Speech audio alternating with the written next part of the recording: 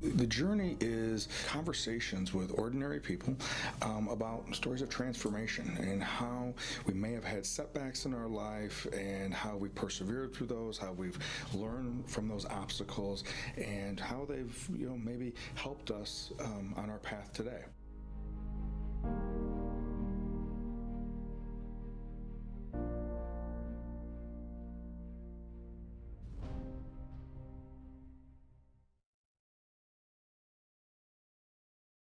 Well, welcome to the journey. My name is Kevin Polkey, and I'm the host of the journey.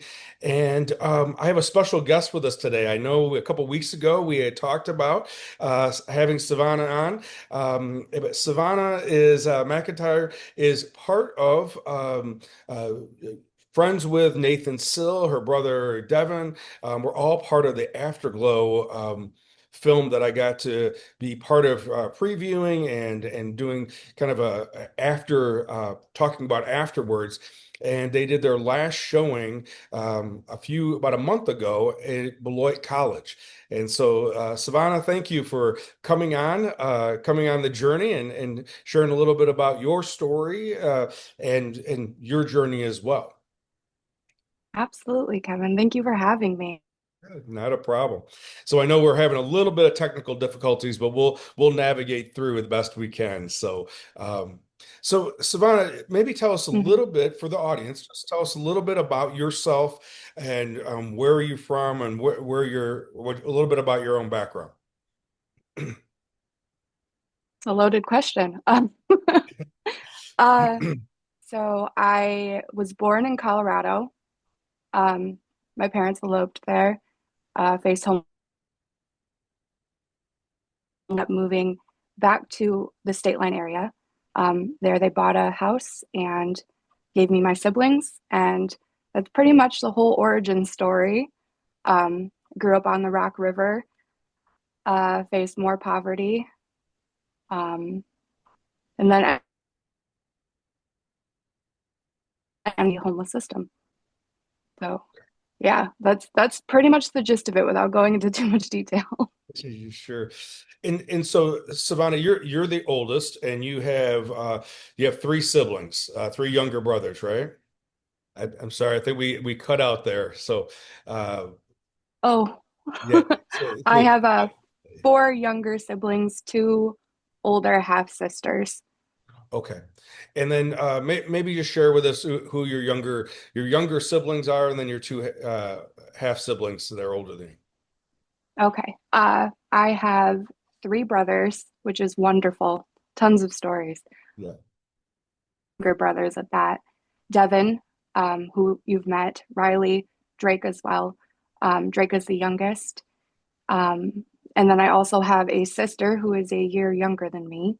And then I have two older half sisters on my mother's side, who still reside in Wisconsin and I communicate with. It's great. Um, yeah, that's pretty much it. It's big family. Yeah, absolutely. So growing up, and as you mentioned, unfortunately, with high levels of poverty and then homelessness and some of the struggles that your parents went through, it from what I gathered of our conversations before, it really kind of forced you into a position to growing up, maybe growing up sooner than most people grow up and had to take on some of those responsibilities. Maybe share a little bit about what that was like as you were reflecting back on that time period. Yeah, it's weird looking back on it now because now I'm almost 30 and I have two kids of my own and a husband and a house and dogs and chickens and cats. And I look back at my child self now and try to think of how child me dealt with it as well as I did. That psychology. Um, yeah, and I feel like the very beginning of my origin story was a hero's journey. And I think that kind of knowing, my very own birth story kind of put it into my namesake. My parents' car broke down on the way to the hospital in Colorado, and they had to abandon it and walk past the mountains to the hospital. Um, and I was named after the street sign that the car broke down next to, Orange Mustang. And my middle name is after my mom's pet tarantula that lived in the car that passed away as well. So my name is SaVana Rose after SaVana in Colorado and a rose tarantula. And I know I touched on this in my speech, but as a child, you're not really aware until you have the comparisons. And we grew up very primitive. So there wasn't a lot of TV. I didn't have a lot of friends. There wasn't the internet. I didn't have a phone. So my life was just my life. And I think the pivotal moment of reflecting back on that was I hit this age where I know Carl Jung talks about it as well, where you kind of step into consciousness. Um, he had an interview, I think it was Face to Face with John Freeman. And I realized this years later, I think I was about 13. But at this age, I was 9, and I just hit this moment where I was like, what is going on? Why? Why are we doing this? Why am I with these people? Why? It was just, the pain and the depth of all of these struggles and my powerlessness within it.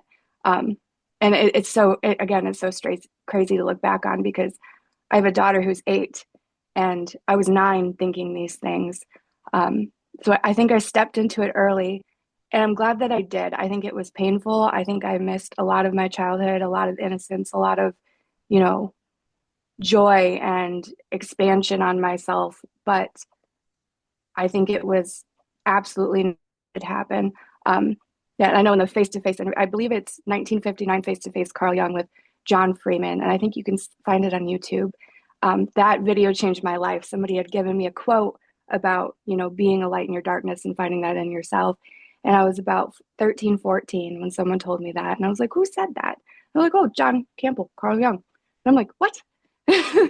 So I went looking, and that was the first interview I found. And he talked about stepping into an awareness of yourself and realizing that it's not you versus the external world, but you versus your inner world and how you perceive it. And then I began to answer my own questions.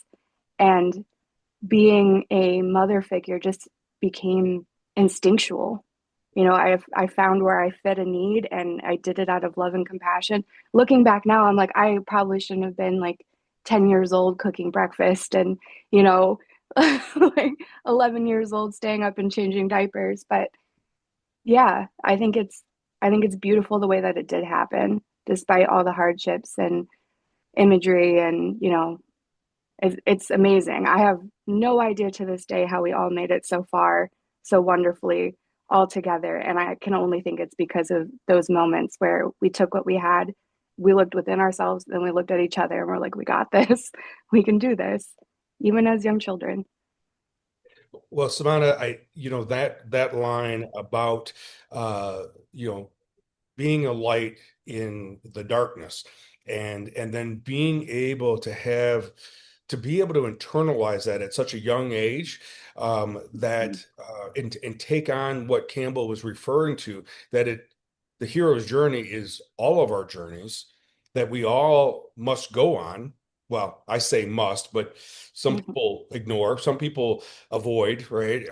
But ultimately, when we recognize that the characters in our story are just characters for us to face our own dragons, not that they're the bad guy. I mean, being able to have that gift at such a young time period in your life in the midst of the circumstances and not go victim to circumstance, it was amazing in itself, because so many times people will blame their circumstance, will go victim to their circumstance, and then it takes them decades of suffering, to recognize that the answer first has to start within us. And so that's an amazing gift that you were able to internalize that at an early age. Doesn't mean all of a sudden it's, unicorns and rainbows, but at least we know what direction to go in. Like, absolutely, that is absolutely it. Yeah, I think it's entirely fundamental, and I feel like so many people I know now that are adults or even just from my childhood just need to hear those words and actually internalize them because they're so important. Like as you're saying, being a character in your own story, they're all relatable for a reason. You everyone can pick up a sword and really awaken to that, step into that consciousness of your role and play it to Yeah. the best of your ability. It's actually a beautiful thing, the contrast of it all. And I think, it's been going on for an extended period of time, but in our society, this idea that, we're working all week for the weekend, or we're working to have this sense of a vacation or a break, and or the idea of rushing in between stoplights and recognizing that we're not getting any farther ahead by this urgency that we have. Um, Mhm. and then, that's what I've enjoyed the most. I first got introduced to Campbell's work of the hero's journey in the early 90s, and it probably took me at least a decade of wrestling with it, being very attracted to it, but wrestling with it, and still probably not getting it until about a decade ago, where in the early or mid, 2013, 2012, 2014, around that time period, where it started, I could start seeing it with my clients I worked with, within my own journey, more clearly. I could start seeing what it was, and then it was a game changer for me. Absolutely. Yeah. I really do think that not even just like an analytical psychological point of view, but in the actual metaphysical aspects of I believe it's something important that's kind of just been waved over as time goes on. Um, and I think more people need to hear it. I think more people need to listen to your podcast. I think more people need to realize that it's a lot to handle at once, but once you just step into it, it is a step by step kind of guide to not just yourself, but yourself within this reality and how we deal with adversity and struggle and even our own minds at times. Yeah. Well, and I think, as you talked about in your speech, as well as, the idea of having that as a template in the midst of, like right now, you have two children, and even though you had a crash course on being a mother figure to your siblings, um, Mm-hmm. you may not have been parented the way that you would like to parent. Yes. And so technically that means you're making it up as you go along. Yes, and I'm also doing a lot of my own healing as I go along. There's things that are innately it's profound seeing a daughter because I have two daughters. So moments where I'm seeing connection between them or safety, or even times where they're spoiled, and I'm like, oh my goodness, I'm healing things that I did not have any experience with as a child, and somewhat living vicariously through them, but also healing myself by knowing that I am the safety, the provider, the foundation of these things for them as well.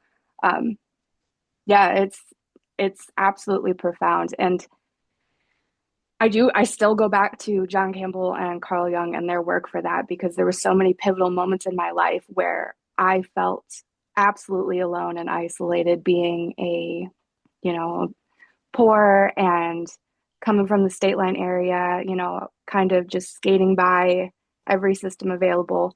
Um, it was absolutely unseen. So when I stepped into adulthood, there was a lot of like, okay, I know that I am, but why am I? And what now? And that's where John Campbell's work with the hero and reading, I think I was listening to podcasts on YouTube, um, really pivotally changed my life as it pertains to roles that we take and how that's not only something for ourselves but for others. And I not only gained clarity on my childhood, but what I could see for myself in the future in those moments, including learning, like your personality and what archetype you were stepping into in this current moment. It was extremely powerful. And now I get to play with seeing that with my own children and tease my husband and even my siblings sometimes. Yeah. So, and maybe just share a little bit for individuals that maybe get uh, discouraged or frustrated when you think of during those growing up years, when you know as Campbell will talk about, that there'll be different times where helpers will step in, or a guide or a mentor will step in, and maybe it's only for a brief time period, maybe for its extended period of time. When you look back on that time period of when you were in grade school or maybe middle school years or high school years, who would have who comes to mind that physically stepped in during those time periods? That is a wonderful question, um, especially during my pad. And as I grew up and started like reflecting back more on my, middle school, high school years, there was a few people that kept popping into my mind that I wanted to like reach out to and be like, hey, I just want you to know that you changed my life just by seeing me. One of them was a middle school counselor. I'm not sure where he is. It has been so long, but his name was Mr. Carey. And I wasn't seeing him. He somehow had the ability. He saw me in the hallway and was like, "Hey, come here. Do you want a snack? How are you?" He was just checking in. And at that time, I was so caught up in my all the adults around me, nobody could give me any answers, that I decided, what the heck? Might as well ask Mr. Carey. And he was a pivotal point because he not only approached me as somebody who was, trying to advance my mind towards the understanding of this reality in myself, but he did so respectfully and analytically. And he gave me resources that, he may not have been putting like going through counseling with me, but he was extremely helpful in taking his time to feed that fire for me. Um, and that led me into high school. And this is all devoid of my siblings, of course. I mean, there were so many moments where we had each other's backs when we needed it the most. There was also another social worker in high school, Beloit Memorial High School. I don't know if I can name drop, but she was absolutely amazing. She was probably that was probably one of my lowest points. We were homeless. I'm trying to go to high school. I'm trying to act like a normal kid and just get through this. And she somehow saw through everything. She would pull me aside and just be like, "Let's do yoga. Let's just really quick before you go to your next class." And it was just little things like that that in the moment I was like, "Oh, people are looking at me and they can see it." But now I'm looking back, I'm like, no, those people took the time out of their day to make sure that I knew I was seen on my journey and to play a role in it. And it stuck with me the rest of my life. To this day, I wish I could write them essays of how much that butterfly effect changed my life. It's amazing. Well, that's awesome. And tell me, when you think back again, thinking back to yourself, and again, we all make left choices, right? We all make choices that we have to make two right choices to get back on path, right? It's not wherever, no one does it perfectly, and if it was, it'd be pretty boring if they did. But Yeah. when you think back, what do you think is the reason you were so determined to become educated, to become a learner? Why do you think that was so important for you? I think it's because I was so depressed so young. It's the best thing I can come up with. I hit this point where I just suddenly started questioning why everything existed, why I was here, why my siblings were suffering, why I couldn't do anything about it. It was all without my choice. I just existed amongst all these other things and people. And it was debilitating because I had so much compassion and I had so much, I wanted so much better for all of us, but there was nothing I could do. There's nothing you can do at 9 through 15. Um, and I think that really, those hardships were absolutely debilitating. And I still deal with some of that PTSD and anxiety about those things today. I do believe that they built the foundation for my brain to be way more open about the concept of existing in the human condition because I questioned it so young. My purpose, my role, why I'm here, and like why all of us are here. What are we doing? I got such a vastly dark perspective of what life can be so young that I think it kind of pushed me in the other direction. And I started questioning, what could be done about this instead. So that seed was planted very early. And I think within that, I grew up Roman Catholic, which, of course, when you have a mind that's constantly questioning why and annoying all the adults, that was one of those topics that came up for me as well. I was diving into religion and spirituality and metaphysics, all encompassed in the theme of trying to understand why. What are we doing? Um, and it just snowballed from there. I think I fell in love with the idea of being a student, of being humble, coming from a dark place and not being like, look at me, I made it, but recognizing that everyone has a piece of that inside of them, and it's beautiful and it's agonizing, and I feel like I can never learn enough about it. As long as I'm here, I'm just going to keep working in my own way on my own journey to keep asking those questions, because though they were annoying to everybody else, they changed my life. They really did. And the people who answered them.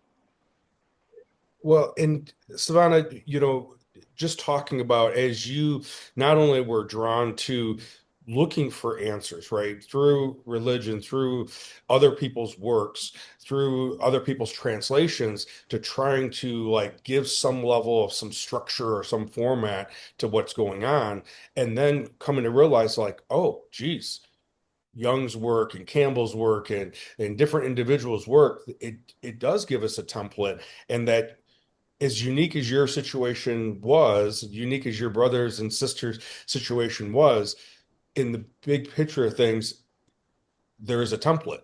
There are other people that have gone through this, which then gives us a chance to say, okay, then I can do this too. Hmm. Absolutely, yes.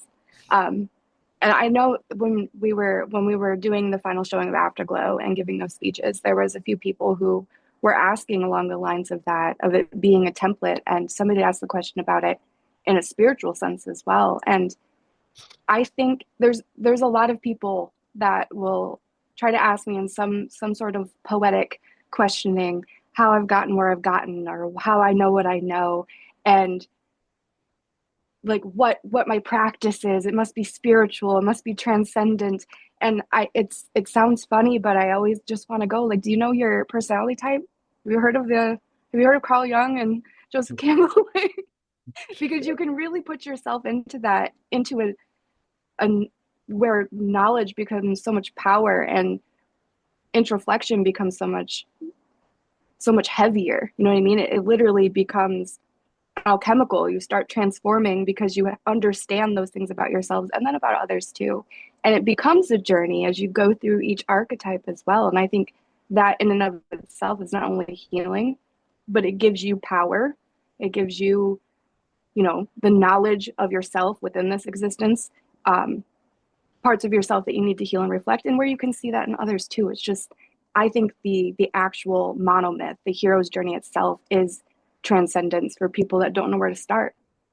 I think it's an absolutely beautiful way to start. Well, and it's such an interest for me as a therapist that does, clinical work.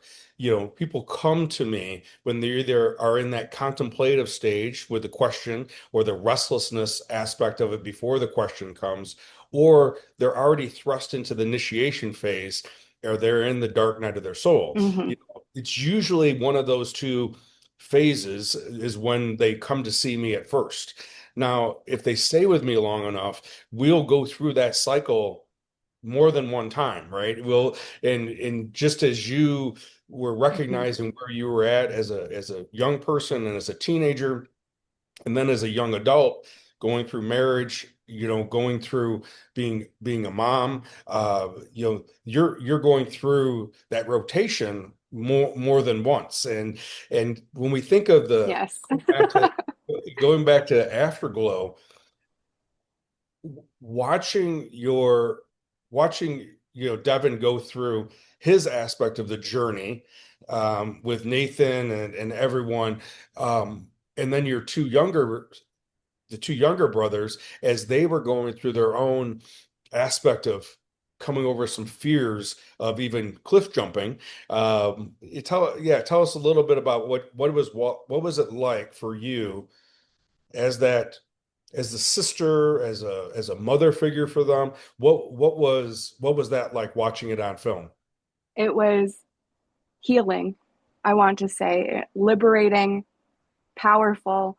I have to thank Nathan and the entire Siegfried group to even granting the possibility of such camaraderie and trust for them to be able to take that leap, because the age difference enough that we've all gone through different phases of suffering during the most pivotal moments of our psychology when we step into that consciousness. So Riley and Drake we're completely different people, what I've experienced versus what they have. And then, raising them, parentified daughter syndrome, right? So they are my brothers and they will forever be my brothers, but there's a part of my heart that sees them, as my children. Which is, I'm learning now that everyone's older. It's been much easier to be like, okay,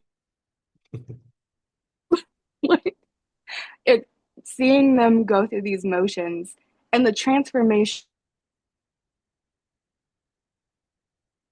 and knowing that they not only had the bravery to make those leaps in ways that they, no pun intended, in ways that they never would have before. And something that you never forget. It was the first time I saw the film, I was immediately tears going down my face because I was like, wow. I mean, people and jumping off of a cliff and having a new experience. I mean, absolutely poetic. Well, and I think, that's what I appreciated when I, first got, I mean, it's so interesting. Today, I just got an email from someone from a staff member from Beloit Turner. And that was the first time, 2 years ago, it was that event, that mental health conference was where I met Nathan and Devon.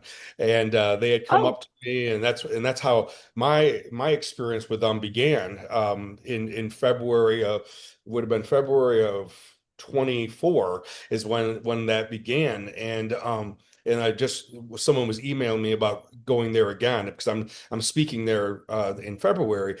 And when Nathan and Devon were talking about the use, their sport of parkour, and learning body control, learning to face, certain fears. It's like, it's one of those activities, one of those sports where failure is built into the activity, and you have mm-hmm. to be okay at failing so that you can learn.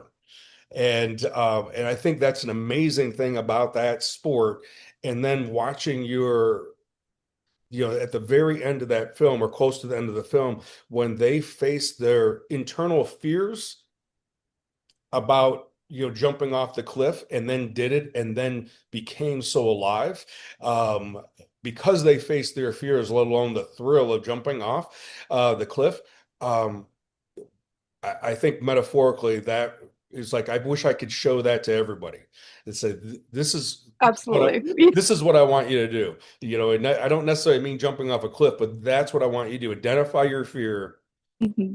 and then build in a system around you, and then face it.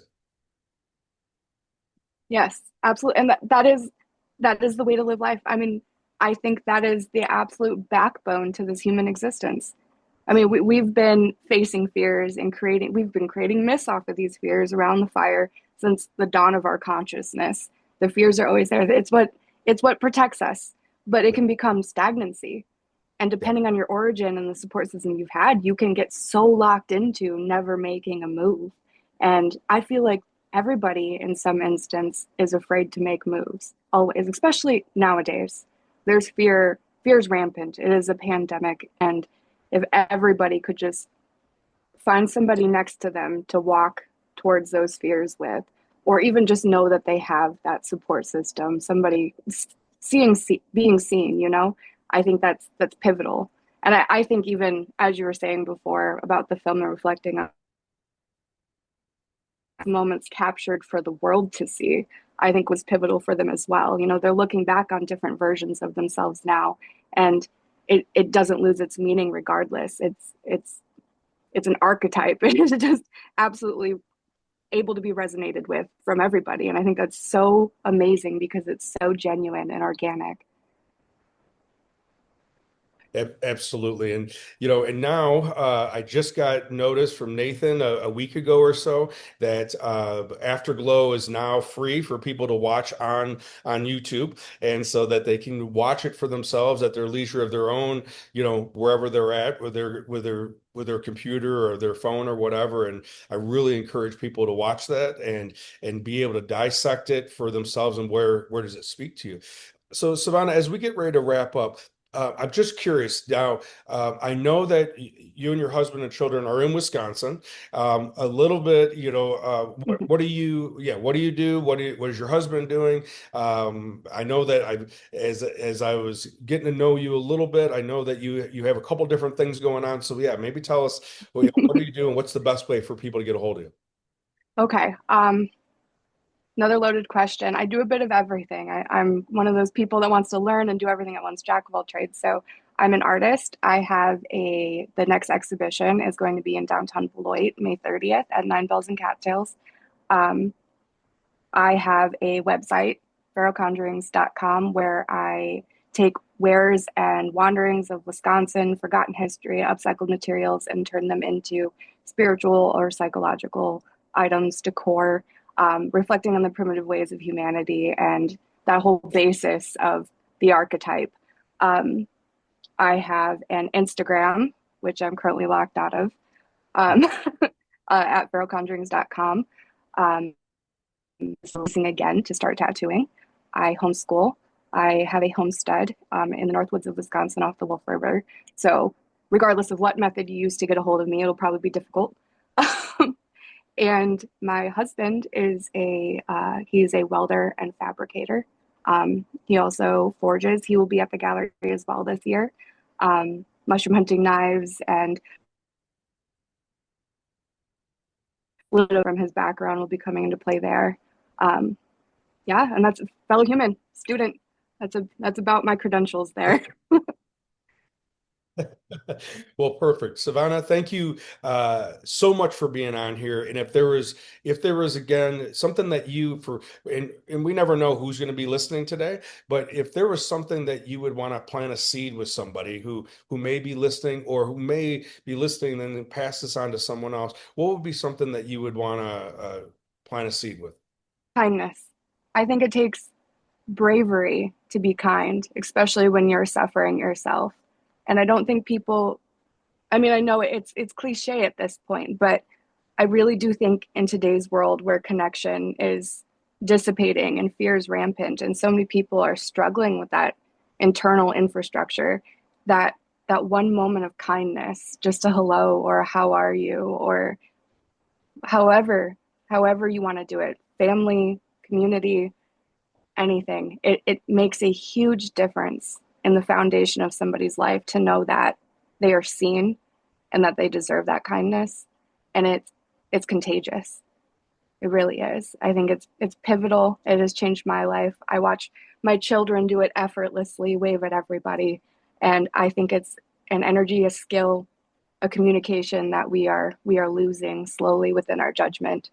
Um, yeah, I plant the seed of kindness, which sounds so cliche, but that is what I wish. Perfect. Well, Savannah, thank you very much. And just hang on for a moment after I sign off, and then we'll connect again. But thank you again, and thank you for what your journey has been and what you have inspired others to do as well. So thank you. Absolutely, Kevin. Thank you for having me. So, for anyone that may be listening to Savannah's story and the her response and her reactions to the Afterglow film, I definitely encourage you to pass that on. You never know who may be struggling. You never know who may need to hear Savannah's story. So, if something moved you or inspired you, please pass this episode on. As always, thank you for being here, and I look forward to being with you next week.